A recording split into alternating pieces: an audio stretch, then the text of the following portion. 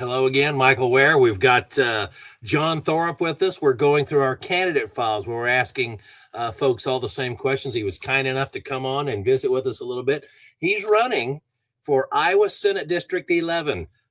Julian Garrett is no longer going to do Senate work, and so we've got some people who are interested in doing that. And Jon was kind enough to raise his hand and say, "This is something I'd like to do to serve." So, welcome. Thank you for coming on today. Well, thanks for taking the time to have me. Fair enough. Let me grab the screen here. We're going to share. As we have done with all the candidates, we have put up 4 basic questions because they're part of our IFC agenda this year. And I want to walk through those questions real quick. And you can respond to those. And then we're going to turn it over to you, Jon, so you can tell us a little bit more about you and what's going into the primary. So, sure. As we begin here, the 4 questions are these. I'll read the context and then ask the question itself. First question. History has shown that making a rule or posting a sign declaring a place a no-gun zone, such as a school, does nothing to protect the people gathered there. In fact, there's irrefutable evidence that some of the worst mass murderers specifically chose those sites to avoid armed resistance. Federal law and some states' law allow a person with a valid permit to carry a firearm in schools and on school property. So the question is this. Will you support changing Iowa code to support a permit to carry being sufficient for any school? Yes, and I think I'm allowed to narrate on these answers, aren't I? You go right ahead. Okay. Sorry. Let me know if I get too long-winded. I think some people find that a little surprising, given that I've been a state trooper for almost 3 decades now. And a lot of times people are surprised. They think, oh my gosh, there's no way he's going to want anybody to have a gun anywhere. And actually, I have found that, at least in my experience, my work experience, to me, the opposite is true. Generally, if somebody's taken the time to get a permit, they're not the kind of person I'm worried about anyway. I on the side of the road, I will stop people many times. Lots of Iowans, I'll stop them, and they'll say, just letting you know, here's my license, and just letting you know I have a firearm in the car. Those are not the people I'm worried about. As soon as they let me know, I mean, hey, this guy's on my side. It's the ones that don't. I'm not saying specifically about a permit, but those that don't want you to know they have a firearm necessarily. They're the ones I'm a little bit more nervous about. I understand. Okay, question number 2. Let's see here. When an employer bans the possession of a firearm or ammunition in a private vehicle on employer property, employees must face the choice of risking dismissal by ignoring the rule or being dismissed from the time they leave. Disarmed. Risk being disarmed from the time they leave home until they return, no matter how long their commute or how many other places they need to visit. IFC believes that the proper place to draw the line between the rights of employers and the rights, including the expectation of privacy and the right to be armed in self-defense, is at the locked door of a private vehicle.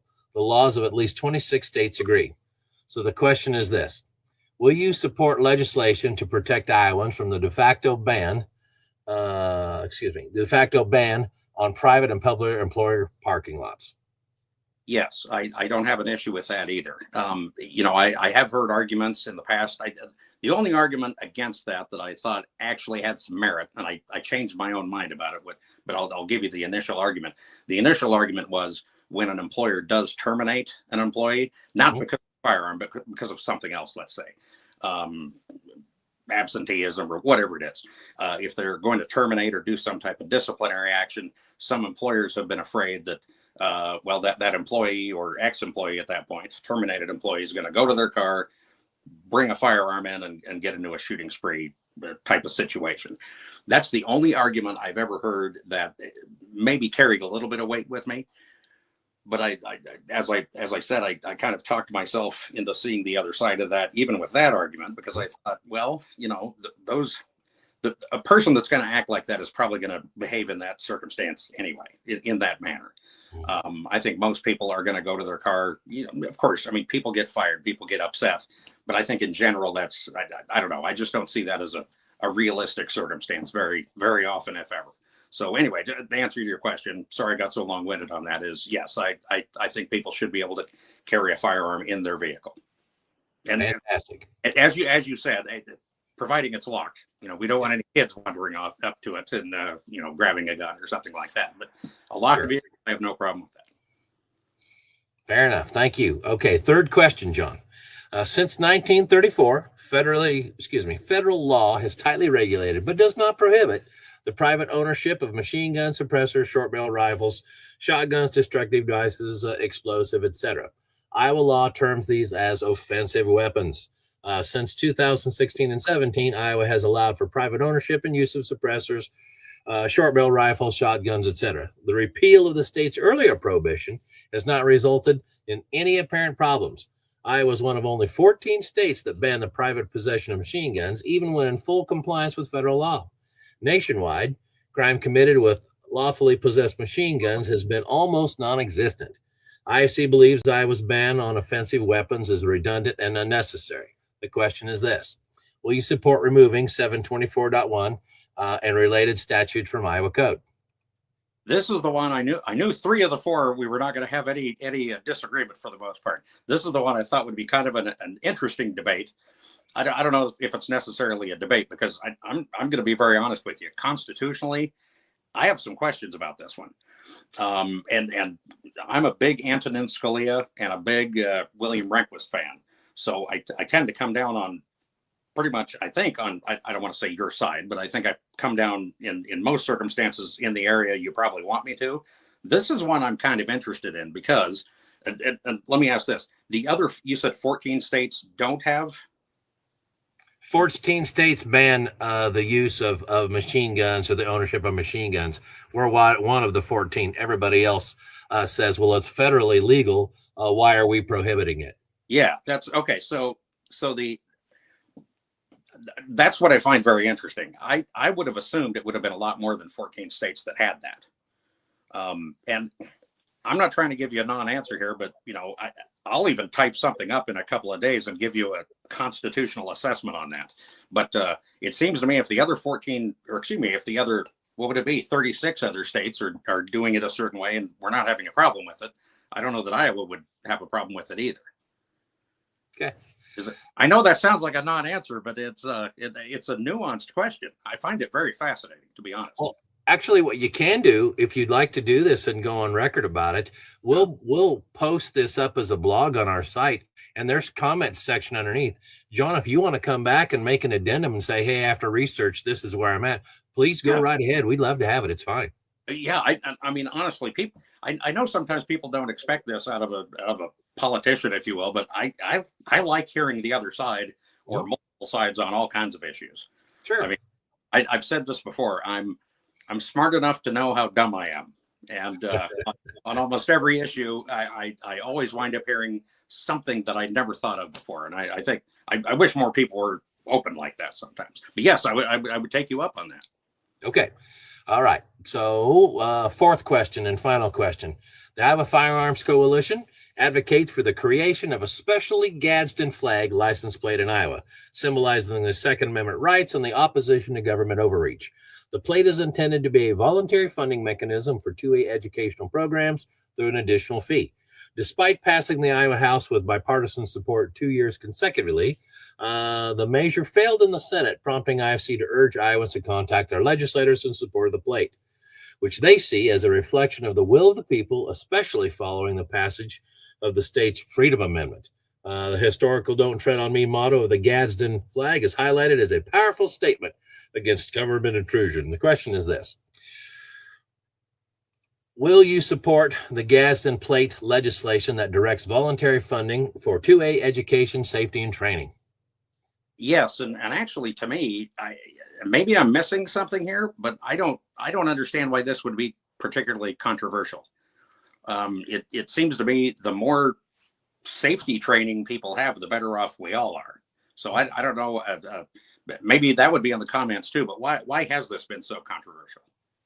I'm not sure that it should be, but every now and then you've got to work through the opposition or the misunderstandings, and you've got to manage legislators' concerns, and that's where we're at. So I appreciate your answer.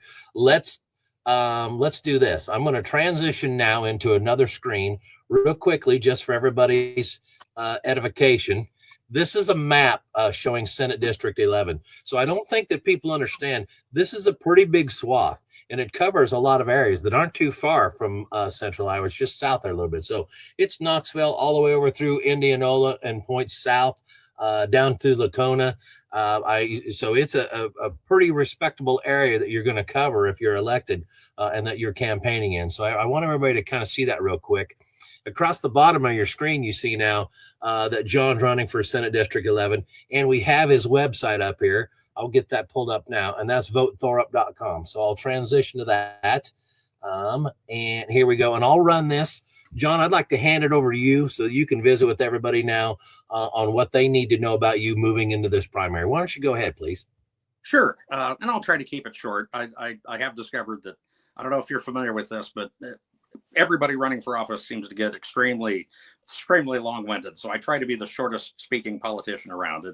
It served me well in the past anyway. As you said, my name is Jon Thorup. I've lived in either Marion or Warren County, which are the two counties in this district. I've lived in those two counties for all but 5 years of my life. Was raised here in this district.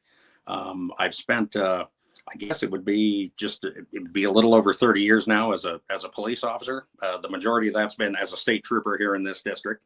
I've served 2 terms in the Iowa House, so I've already been in the legislature 2 terms. And one of the things I really enjoyed about being up there was, our state. It doesn't matter what time in history. Everybody always says, "Oh my gosh, this is the worst time in history, and we have all these problems." Well, if you look back, there's always problems. No matter what point of history you're looking at, government always needs to do something to fix this issue or that issue. And I found during my time up there, I enjoyed trying to help come up with solutions for whatever problems we had at the time. For example, constitutional carry. I was there when that was passed. I did vote for that. I know that's not a fifth question, but I did vote for that. And particularly why I'm running right now, there's a wide swath of reasons. One of which is, I'm disappointed with how high the temperature's gotten in politics. I think the internet is probably to blame for part of that. I mean, there have been times in our history where it's been probably worse. A lot of times it's been better, a little more collegial. I'd like to see it get a little bit more collegial, well, a lot more collegial than it is right now. And I think the time that I was up there, I tried to get along with the other party. I disagreed with them on a lot of things, but I think if you look back, say, on my Facebook history, you're not going to see anything where I say anything horrible about an opponent or somebody that disagrees with me on a topic. I just think that's important. And as far as like particular issues, as I say, there are quite a few, but one of the things I'm getting more and more concerned about is our approach toward property taxes. I could go on and on and on about this, and I think there's a mad rush to do certain things about property taxes to lower them as fast as possible. But I think what people aren't thinking about is, and that's fine, we can do that, but we need to figure out what we're going to do what are we going to give up? If you have a household budget and all of a sudden you're going to have, let's say you have a demotion or one of you quits working that had been working before. If you're going to have a drastic reduction in your household income, you got to figure out how to tighten that belt. So I think we need to be thoughtful as we go into this. I'll leave it at that. There are a lot of other issues, and they'll be coming up. Those issues and my positions on them will be coming up on the website over the next couple of weeks. But I hope that was short enough. No, that's fine. I wanted people to know. We asked the candidates to come on to do this so that they can obviously speak to the Second Amendment. That's our mission as Second Amendment advocates, as an advocacy group. But in situations like this, I think it's very good for the candidates to be able to say, hey, this is a little bit more about me. And like we're talking about now, I want people to go to votethorup.com. As that's showing on the screen now, there's a place for you to engage, to contact Jon. If you want to be a ground pounder, if you want to contribute to his campaign, if you want to learn more, this is how you do it. So this is a primary landing spot for people, is to go to Vote Thorup, and that's VOTETHORUP.com. Is there anything else that you'd like us to know before we wrap things up, Jon? If so, now's the time. Yeah, the only thing I'd say, and it's not even trying to sell myself on this, as people are voting, Obviously, research your candidates and whatnot. But the longer I go in this business, the more I want to tell people, research the issues too. Because whether you like me, whether you want to vote for me or not, if you feel strongly about any particular issue, research it. Because it just astounds me sometimes how, as I said, the internet, Facebook and Twitter, sometimes people get all their information from, say, a 20-word post or something. Research stuff. Look into things. Agreed. Okay. We're going to wrap up with that. We'll have this up in a short while. Jon Thorup, running for Senate District 11. Thank you from everybody here at IFC. We appreciate you coming on today. Thank you. Thank you, sir.